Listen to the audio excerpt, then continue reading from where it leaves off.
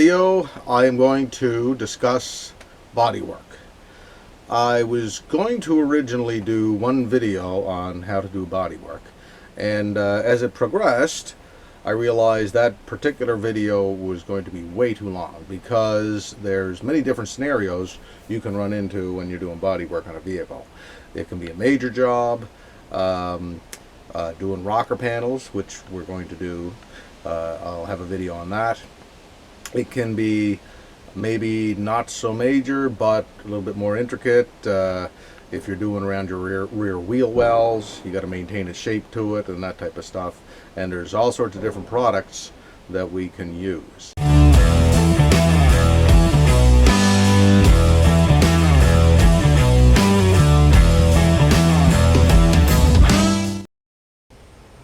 By this rear wheel well, we have some pretty severe damage. So we're going to get this down to bare metal, and we go back further here, we're actually going to have to do some pretty heavy-duty hole repair here. We're going to have to fill this, so this is not something that we're just going to be using body filler. I'm going to remove this bumper, so we'll have some room to get in there. So we're going to go back to basics to start this job. The good old wire brush. Make sure you wear gloves, hopefully better ones than I have here. I'm going to put these on and then these over them because some of those metal shards can be really sharp. And do not even start it unless you have a decent pair of safety glasses. I'm going to make a template here because there's a good possibility we may lose a lot of this shape, so we'll have something to refer back to later if we need it. And I'm going to draw our template out here, and you want to make sure you get some corners for reference like this, even though I know we're not going to be going back this far.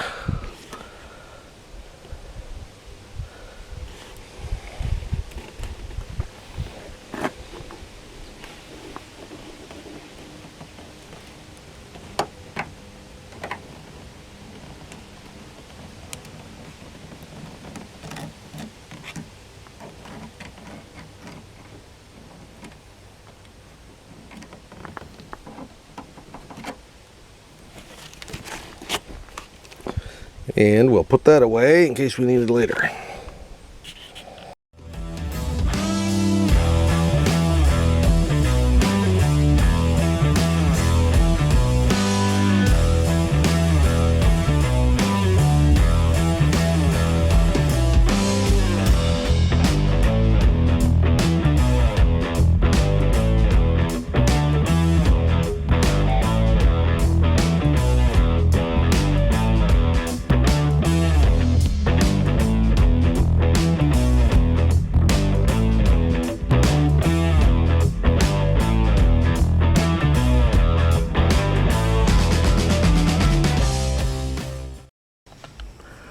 I was almost tempted to try to keep this piece here just for shaping purposes, but I've been down this road before, and I mean, firstly, it's obviously extremely rusted.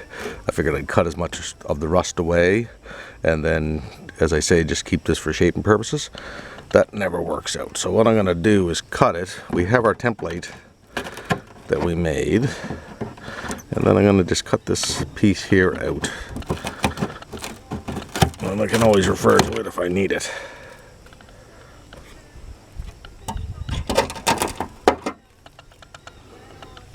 And I'm going to cut further up in here, get rid of a lot of this crap.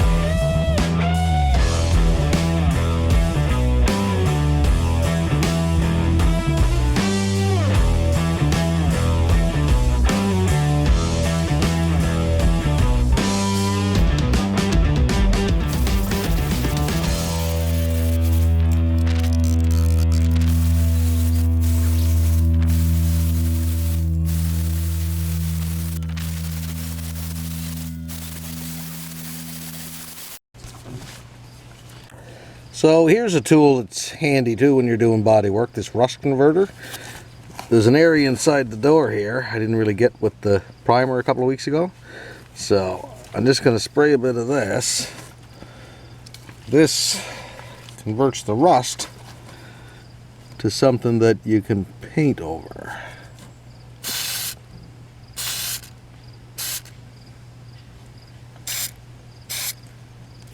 Read the instructions on it, as always, and again, no product placement involved here. This is just the converter that I'm using. There's all sorts of different brands. We're gonna let that dry. We'll have a look at it in a couple of minutes.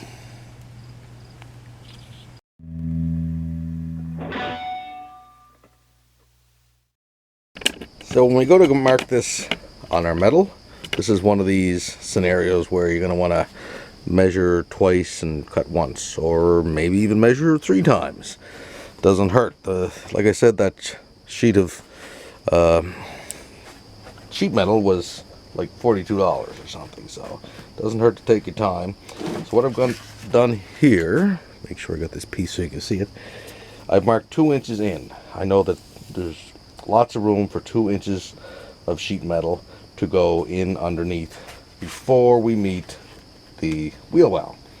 At which point I'm going to take a curve up here, and I'm going to cut this probably into about 1 inch or so. So I'm going to mark this off and then we'll cut it. So what I've decided to do here, I've marked this off, as you can see on our sheet metal, and this mark right here is the point where the horizontal portion ends and then the wheel well is going to start.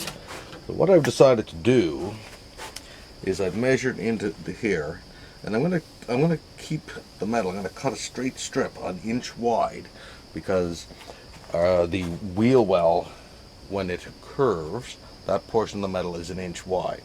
So I'm going to leave this, and if I cut it, if it becomes a problem, if I can't form that into the wheel well, I'll just cut it here. But I'll leave it, and we might be able to bend that, and it might be a much easier way to do it. So I'm just going to go along here, measure out. I measured it, and it's exactly 97 millimeters out. So I'm going to mark this off, and we'll fast forward through the rest of it here.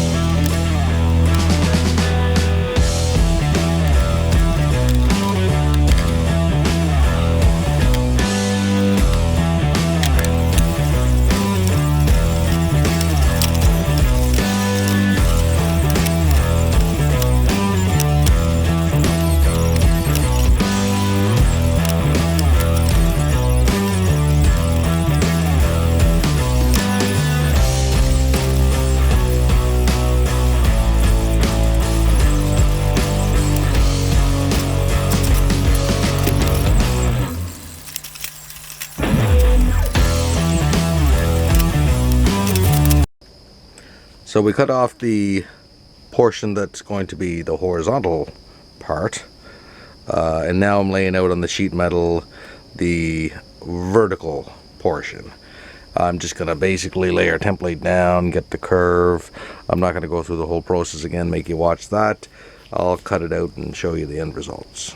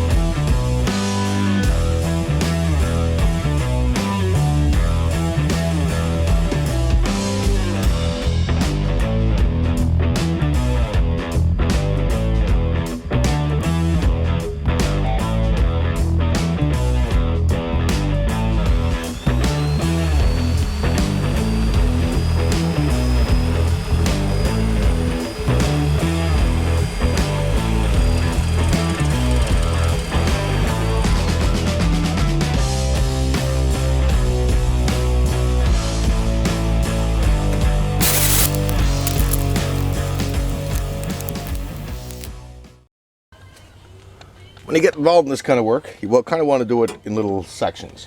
So I've got this. I'm going to put a couple more rivets in here to make sure this piece is good and tight here. We're going to build this out with fiberglass. What I'm going to do is rivet this up along the rear wheel well portion here, and I don't want any metal sticking out. We're going to build this out. I'm thinking probably with fiberglass. We could use body fill, but that's quite a bit of body fill, so I'm going to build that with fiberglass and then body fill. And if you can see this little sections here, like where this metal is popping out here, I'm going to just cut that down with the tin snips, because I don't want that sticking out, because I can't sand that down to the proper, to the where I want it to be. So I'm going to make sure nothing's sticking out. You can always build it out with fiberglass or body fill.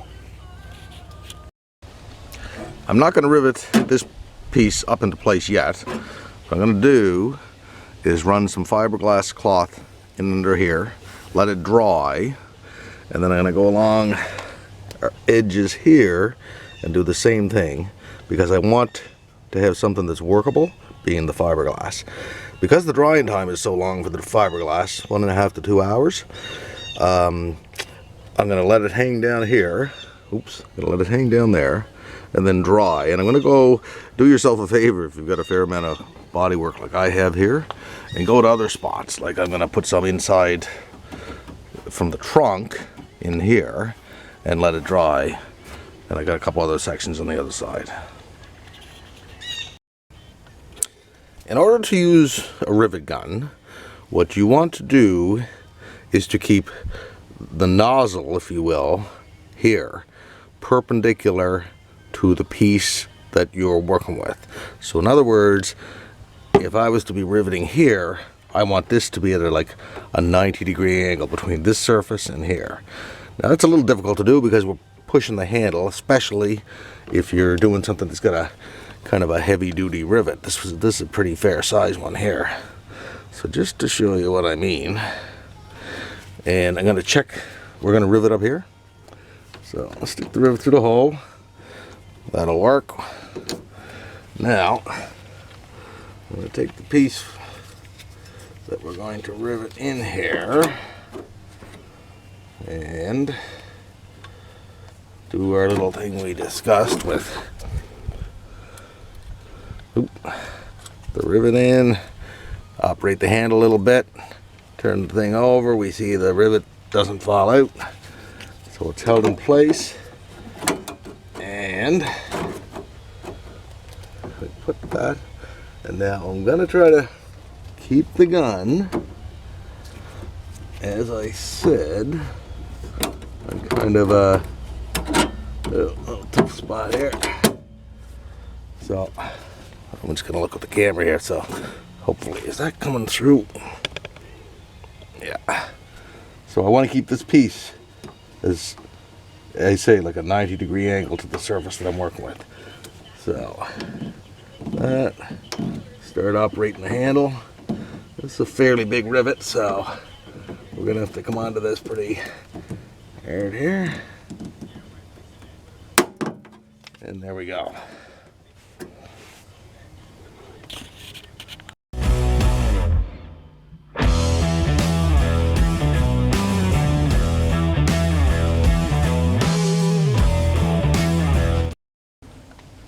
Sometimes if you have an area that's easily accessible like this, I find it's easier if we saturate the fiberglass ahead of time.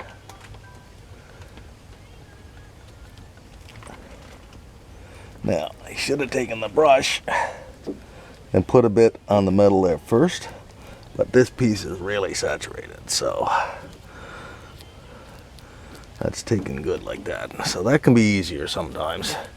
You really got to just experiment with the stuff. It's messy stuff to work with, as you can see. You just got to kind of find out what works best for you.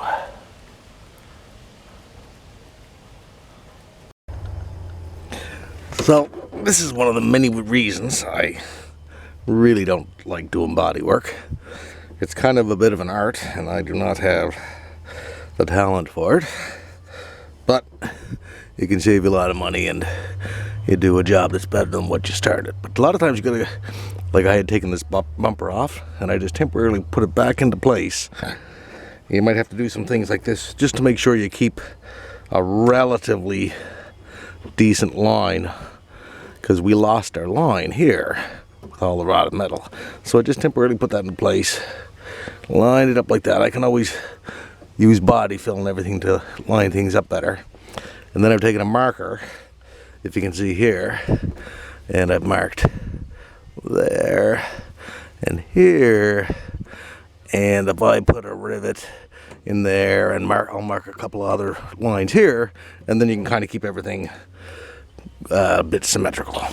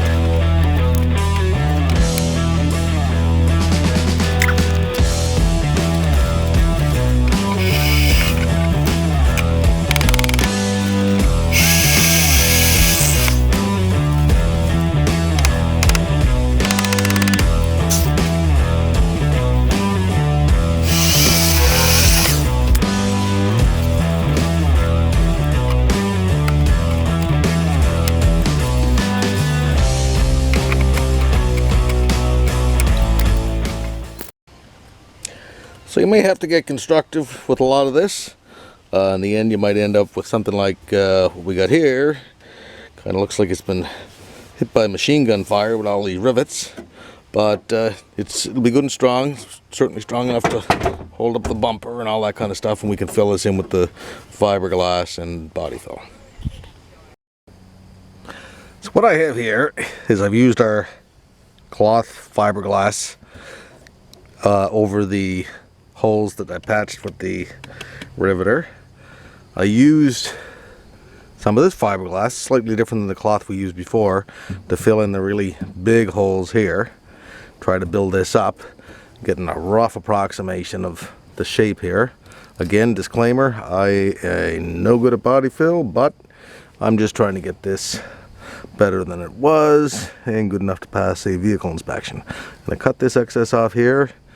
Further down, you can see I got this all covered over with the finer weave fiberglass, the other stuff. This applying this is exactly the same as the fiberglass, this type of fiberglass with the fine weave. Anyways, I got the whole section of the wheel well with that. Underneath here, take the camera off here. Sorry for the bouncing around. I've got this covered off with the fiberglass here. I'm going to use a bit more in here and on the other side of this, and then we'll just move on from there.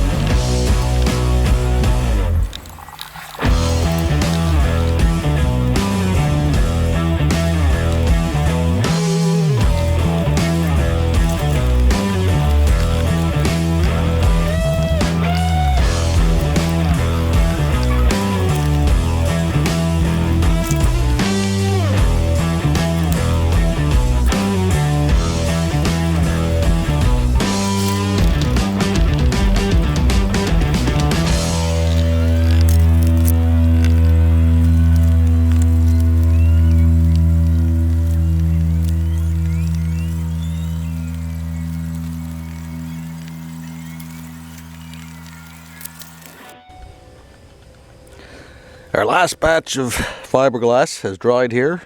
I've got this built out far enough now that I got a rough approximation of the shape that we had. I'm going to cut the excess and sand this down, and then we're going to start putting the body filler on it.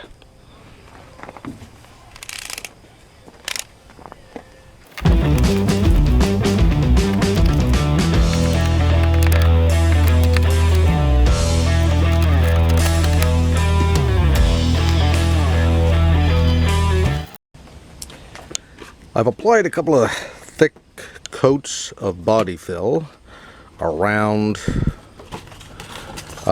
wheel well, the one that needed the most filler. I'm going to get some sandpaper going here, and then we're going to mix up some Bondo, which is the body filler I'm going to use, and then we're going to apply another coat. I'm going to use really aggressive sandpaper. This is 40 grit. Smaller the number, the more abrasive the sandpaper is. So I'm going to use a sanding block here. These are great little tools. All you do is cut the sandpaper like so. You see those little needles in there. Then you get the sandpaper as straight as you can with the sanding block. Push together like that. There. And kind of get a rough idea where we're gonna want it to end up there. Fold it over like so. I just figured I'd do a quick illustration on how to put the sandpaper in these blocks. And then I'm going to staple the sandpaper to that block there. I think you get the idea. Twist the sandpaper in there. I'll turn off the camera because I'm going to knock it over here, I think. That's the idea anyway.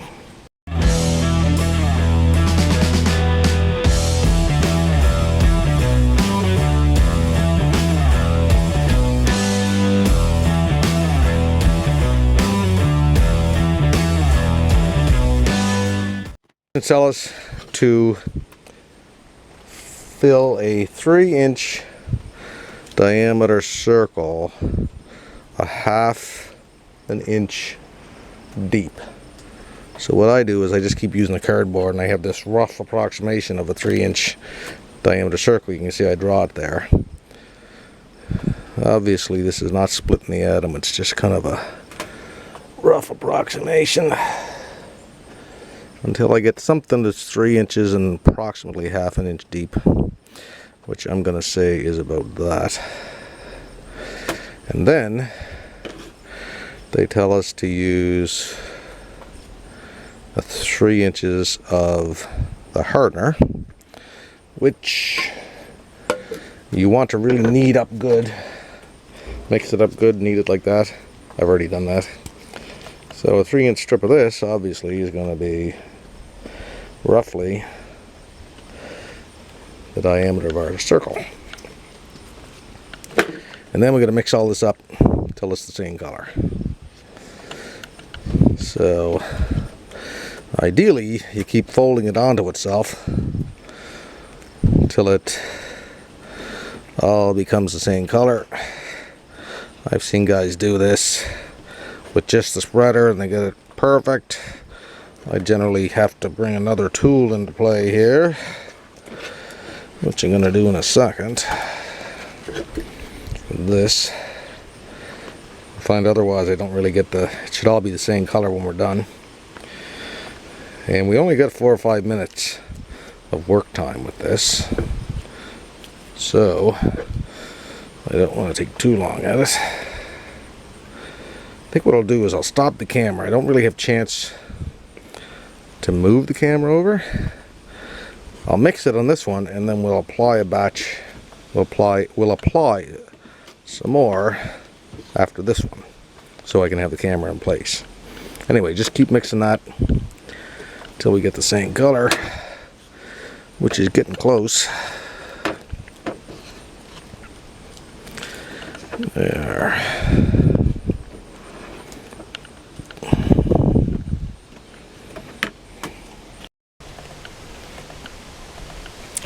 Okay, I got a batch of it mixed up over on the other side here while that last batch that we applied dries.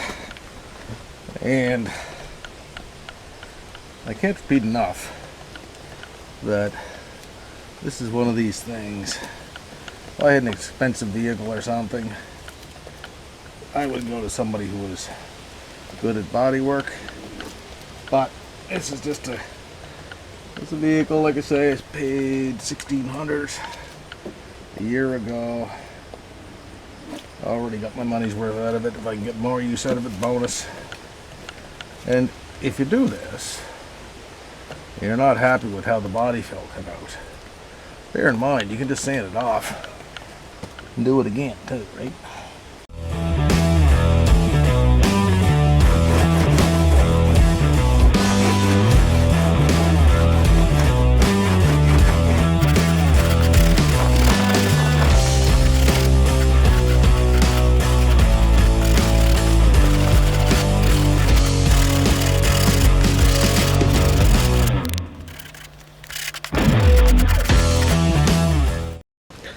Every now and again, as you're doing a job like this, you gotta stop, have a look at where it's all going and that type of thing. So where we're at now is we got that last big thick coat we put on, and incidentally, obviously if you put a thicker coat on, it's going to take longer to dry. This Bondo usually takes 20 minutes, half an hour to dry. It's about an hour now and it's ready. But anyway, you want to see, if I put the bumper cover in place, we can see I lost this corner quite badly here. So, and also this portion is sticking out.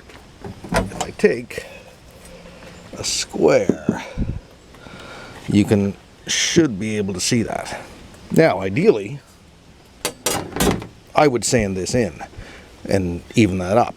I'm not going to do that because I know that the reason this is out like that is because of the pop rivets that we used to rivet the metal in place.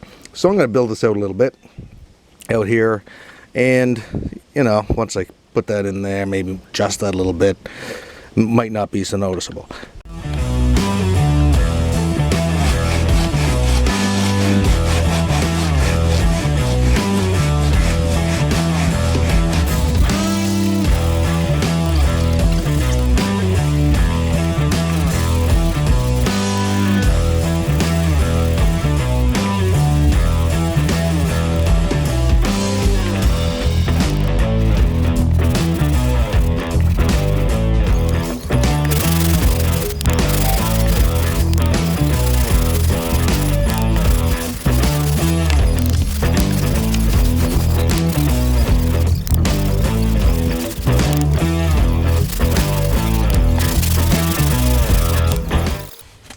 As you add different layers of the body fill, it basically is just a continuing process then.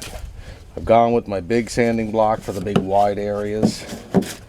This sanding block, the curved one for the smaller or curved areas. And you go between those, and I think we talked about the sandpaper before, but if we didn't, we'll start with a very aggressive paper at first. This is 40, I believe it is. 40, yeah. So, once you're done with your body fill, you're going to go from your aggressive sandpaper, and then for the first time you're going to start using successively less abrasive paper. What I'm going to do is I'm going to use 100 after I'm done with the 40, and I'm going to finish off with, I thought I had a 180, something like that. And I know, looking right now, there's imperfections here. Right here, I don't know if this is coming out in the camera, but there's a dip here. But again, it comes back to how far do I want to go with this? Every time I put body fill in here, I'm going to have to resand. I might get some more body fill over here and start actually, you know, making it worse. So I'm willing to accept these bumps once we put the primer on it, and of course we'll end off the video with the showing the results after the paint. Basically, this comes to a point where this can be better if you keep going with your body fill to a point, but you can kind of get caught in an endless loop too. So we're just about ready for primer on this. I'm going to go over it with the, as I said, with the lighter grades of sandpaper and finish it off. So I'm going to tap out as far as put any more body fill in here. I'm all done with my 40 grit paper. That's it for that. So now I'm going to do what we discussed. I got on the sanding block here. You can probably tell that's not as aggressive of a grit. I'm going to go over this with the 100 grit, the whole area, and then I'm going to use 150 on it, and for me that's going to be the end of the sanding. Ready. I'll put the primer to it then.